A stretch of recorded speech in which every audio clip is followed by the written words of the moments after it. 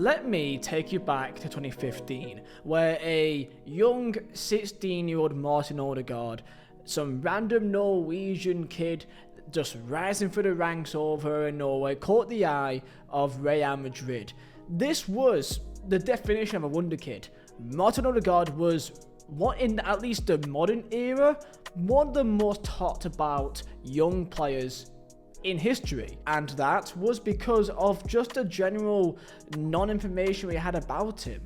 Why would Real Madrid pick some kid from Norway without really playing any football prior to that? He managed to stay at Real Madrid for 6 years, however only picked up 8 appearances in that 6-year period, playing most of the time for the Real Madrid youth team, the Castilla team, and multiple amounts of loans. It didn't work out at Real Madrid. Many factors got in the way. Some ideas was his mentality, some ideas was his nimble frame to be as physical as what you would need to be in the modern game, especially as a central midfielder. As a winger, which is purely for flair and speed and trickery, you can maybe get away with it for being a bit more nimble. Neymar is a prime example. However, in the midfield at number 10, Ødegaard never really got to the physicality needed at Real Madrid to make it last. Multiple loans came out of it, spent time in Netherlands for Heerenveen and Vizeh, in Spain for Real Sociedad, and then a loan at Arsenal back in 2021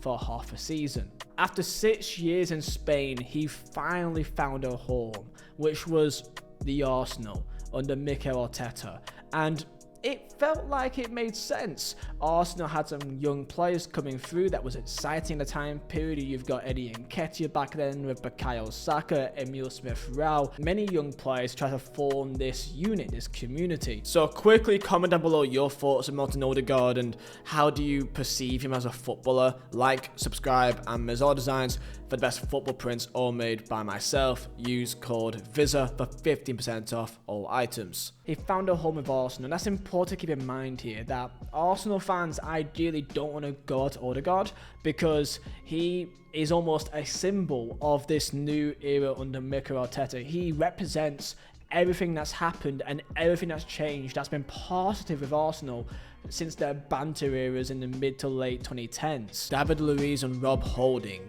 But this season, the tide has started to turn on him, where this year he's not had as good as his previous years, and there seems to be something off with him. He seems much more lighter and he seems much more lightweight than ever than what he used to be, and people believe that he has actually been injured the entire season, however is still being forced to play due to no other options. This campaign in the Champions League seems to have really showcased his ability to hide in the big games. This comes off the back, of course, of the home leg against PSG in the Champions League, but I think the fact that he's the captain, I think adds much more pressure and eyes onto him because they're looking for someone for a leader in these big games. And when you have someone on a team like Declan Rice in the same team, which in these games seems to be a lot more of a leader, seems to take control of the game a lot more and to be making the big decisions, it makes you stand a lot more to the rest of the fan base. The idea that Martin Ødegaard is a captain when Declan Rice is there seems not correct with me, even as a fan that's not even an Arsenal fan. And this has led to many people looking at Ødegaard, looking for him to show up. PSG was not a good game.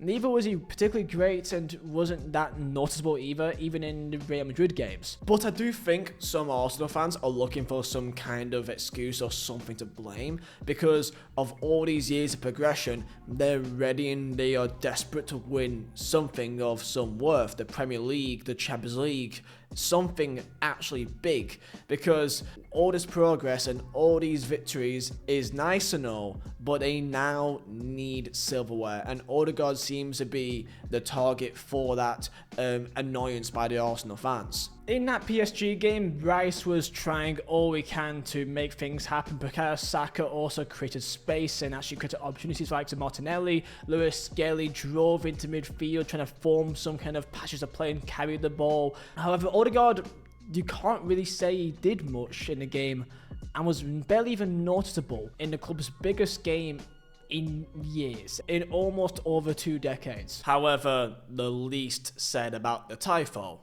the better. I mean, seriously, like,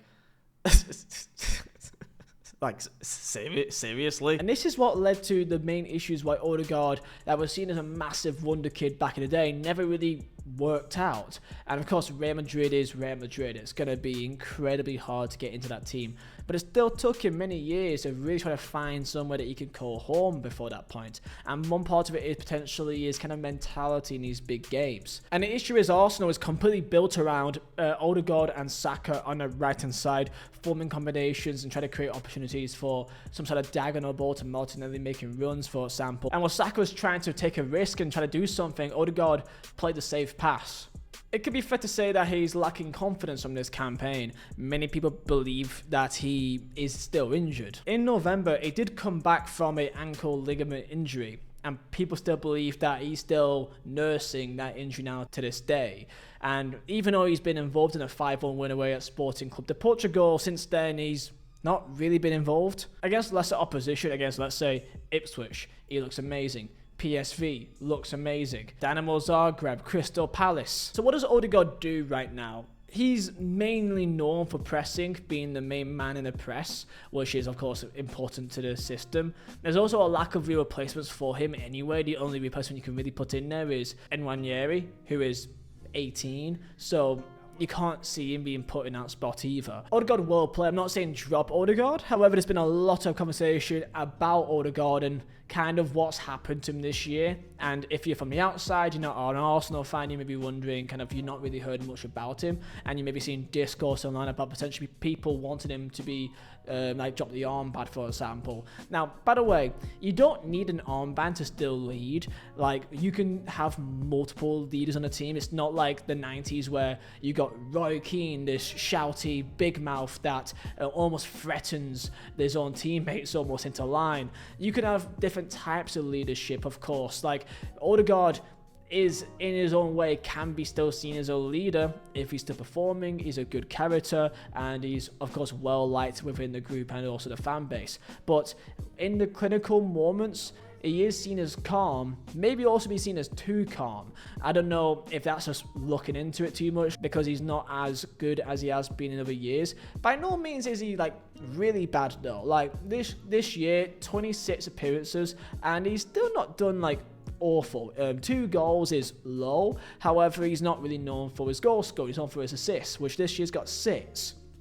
6 assists in 26 games is low for Ødegaard's standards. You know, I almost feel like when people look at Ødegaard, they're almost looking at to compare him to maybe somewhat of a Mesut Ozil for that pure technical brilliant player that can open up defenses at will. I think people are trying to make comparisons between Ozil and Ødegaard, and they are similar. Maybe could be seen as timid and hiding games, or physically may not be as as confronting as what you may want for number 10, and isn't really reliant to score goals and purely create. And if you don't really create and play it too safe, then this is what happens, unfortunately. This kind of pure number 10 type of player is being lost in football, and this is part of the reason why. You need almost perfection. You need someone that can score the goals and also assist. And right now, he's not known for scoring goals, and right now he's not in the confidence to create them either. Like, if you go online and type up the top 10 best number 10s right now, the best like cams, you would say, attacking midfielders, most of them you wouldn't even say are really number 10s. Like, number 1 here is Jude Bellingham, who, I mean, I guess he can be seen as a number 10, but I don't even know if that's even his best position. It was more of a shadow striker. He was initially a midfielder. And then there's Cole Palmer, who can be seen as a number 10, but realistically plays more out wide than he does in the centre. Kevin De Bruyne, again, can be seen as a number 10, however, does kind of play everywhere. At City, I think more plays on the right. Phil Foden, again, is famously known in the English lineup to be seen as a number 10, but when he plays there, he doesn't do well. And at City, I'm pretty sure he plays more on the left and right than he does the centre as well. Florian Wirtz may be the only player there that I would say is actually an actual number 10. I'll say the first one. Then there's Ødegaard, and then there's Jamal Musiala, then there's Lionel Messi, I don't think I'd even call Messi a number 10 really. He's just anything. Dani Olmo maybe, and Bruno Fernandes, who I guess is a number 10 but can be playing out wide as a left winger, but that's definitely not his best position. So if you're an Arsenal fan, comment about your thoughts. Can you somehow make it past PSG? As someone that has a company based on, you know, Prince, please do. Like, please. That'd be great money. So enjoy your day, boys. See you next time. Bye.